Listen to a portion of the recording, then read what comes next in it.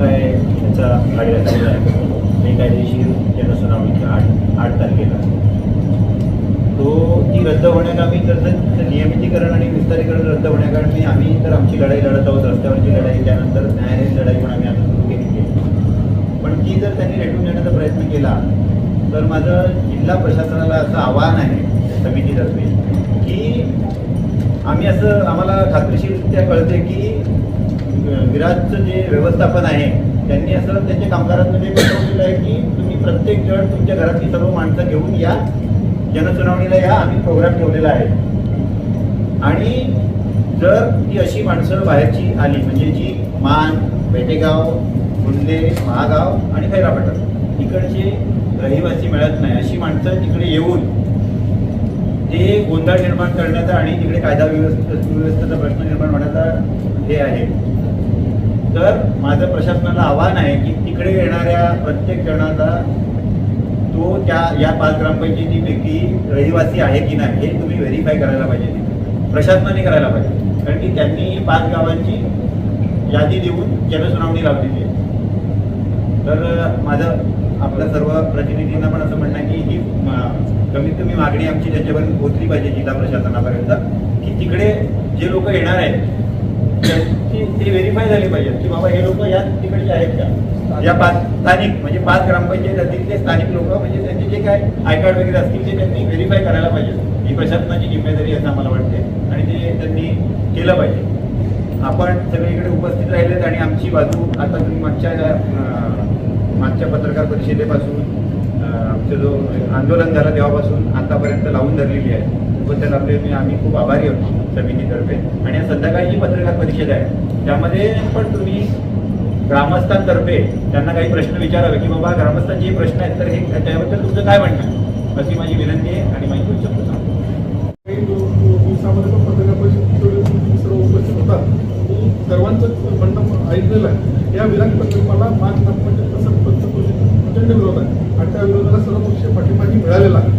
सन्माननीय कलेक्टर साहेबांकडे आम्ही मागे गेलो होतो, त्यांना निवडून दिलं होतं. त्यांना तिथं सांगितलं होतं की जनसुनवाई ही बेकायदेशीर परंपरा आहे ती तुम्ही रद्द करावी. पण आणि हा एक्सपान्शन आम्हाला नको आहे. त्याबद्दल त्यांचं उत्तर जे होतं हे असंवैधानिक होतं. त्यांचं असं उत्तर होतं की काय ग्रामपंचायत काहीही ठराव घेतात आणि मला अधिकार मी देऊ शकते. ही जर कलेक्टर मॅडमची आम्हाला उघडणी वाटते.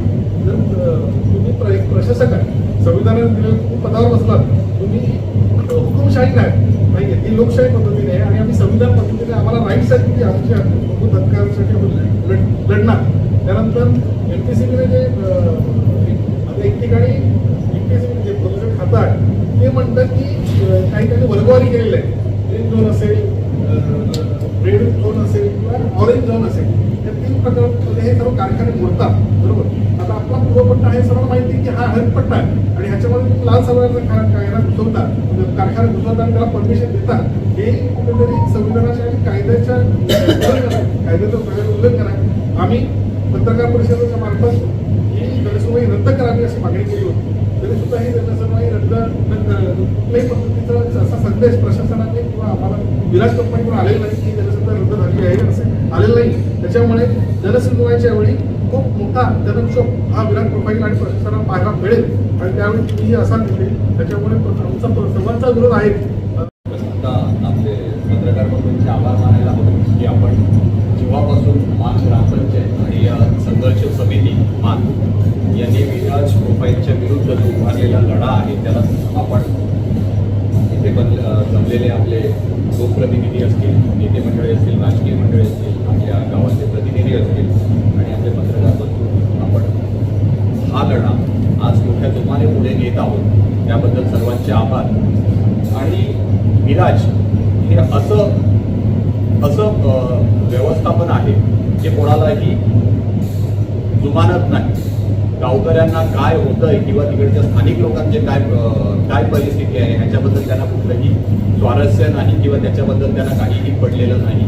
फक्त आपलं काम भागणं, आपली कंपनी उभी करणं एवढंच त्यांच्या पुढे लक्ष आहे आणि ते लक्ष ते आम्हाला हलक्यात घेत असतील. तर हा आज आमचा इशारा आहे की यापुढे होणारं जे आंदोलन असेल हे खूप मोठं असेल. ही जनसुनावणी कशाही पद्धतीने होऊ दे, त्यांनी ही जनसुनावणी सक्सेस करू दे, साम दाम दंड भेद कुठलाही प्रकारे त्यांनी सक्सेस जरी केलं तरी हा इथे बसलेला जो लोकप्रतिनिधी वर्ग आहे आणि इकडची जी मान ग्रामपंचायत आहे, मान ग्रामपंचायतची संघर्ष समिती आहे, हा लढा कायदेशीररित्या रस्त्यावर लढला जाईल आणि ही विराज कंपनी कशी इकडनं बाद होईल आणि इकडे हा जो होणारा 11 पटीने मोठा प्रकल्प हा रद्द करण्यात केल्याशिवाय आम्ही शांत बसणार नाही, हे आम्ही आधी ते ग्वाही देतो. त्या पेसा कायद्याच्या अंतर्गत आहेत आणि इथल्या जमिनीवर, इथल्या पाण्यावर, इथल्या जंगलावर आमचा पूर्ण अधिकार आहे. कुठल्याही बाहेरील कंपनीचा किंवा प्रशासनाचा ह्याच्यावर कुठलाही प्रकारचा अधिकार नाही आणि ते इथे हा प्रकल्प राबवू शकत नाही. आमची ठाम आणि स्पष्ट भूमिका असेल की पेसा कायद्याचं उल्लंघन करू नये.